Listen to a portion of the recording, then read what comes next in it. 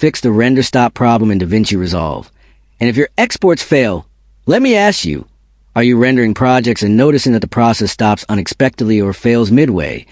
This problem usually happens because GPU drivers are outdated, cache files are corrupted, or project settings conflict with system resources. Sometimes background apps or insufficient hardware also trigger the issue.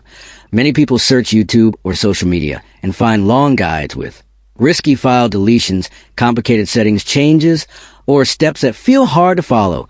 Most of those fixes waste time and still do not fix rendering. But on Rexus, I focus on simple and reliable solutions. Now here's my secret easy trick. Instead of changing everything blindly, we fix the exact cache, GPU, and project path that causes DaVinci Resolve to stop rendering. This works because it restores proper rendering communication with your hardware.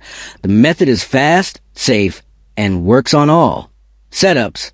Once you apply it, renders complete normally, exports finish without errors, and the problem disappears. I tested this fix on multiple PCs, and it worked every time.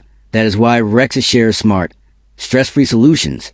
If the render stop problem in DaVinci Resolve is ruining your workflow, and you want a full step-by-step tutorial with exact actions, comment below and I will guide you completely.